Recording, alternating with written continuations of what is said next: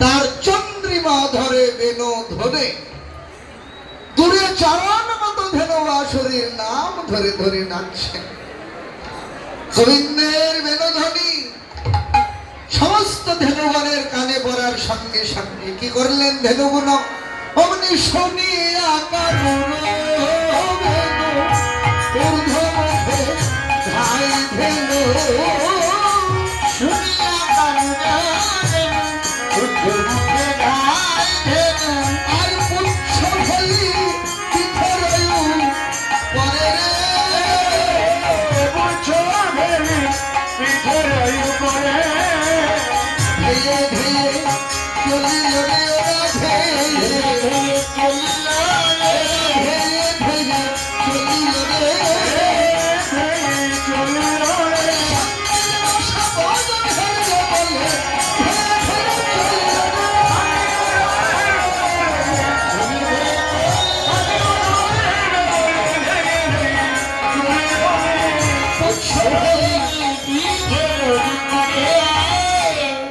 গোবিন্দের বেনুধ্বনি শুনে সমস্ত ধেনু বাছুরি ছুটে এলেন। যেগুলো ধেনু বাছুরি নিকট বনে ছিলেন তারা গোবিন্দের বেনুধ্বনি শুনে ছুটছেন, আর যেগুলো দূর বনে গিয়েছিলেন তারা গোবিন্দের বেনুধ্বনি একবার শুনছেন একবার শুনছেন না। যখন শুনছেন ছুটে চলছেন, যখন শুনতে পাচ্ছেন না ধেনুগুণ একা একাই মনে মনে বলতে লাগলেন, ওরে স্বামী বেনু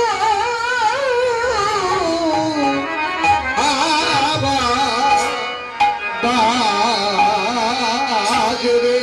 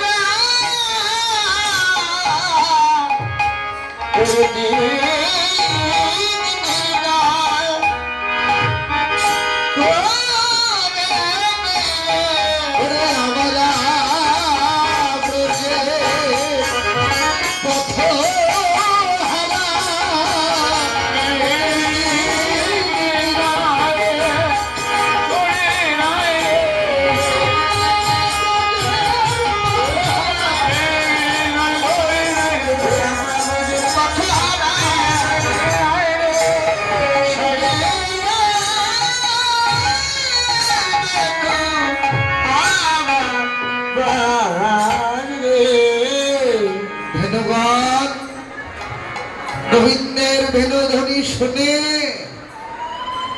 সবাই ছুটে এলেন। ছুটে এসে কি করলেন তারা? শুধু কি ছুটে এলেন, এসে গোপাল ঘিরে দাঁড়ালো দাঁড়ালো গোপাল ঘিরে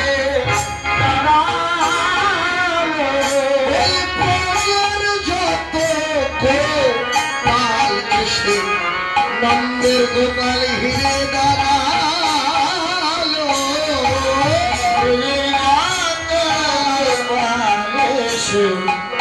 গোপাল ঘিরে দাঁড়ালো যত গোপাল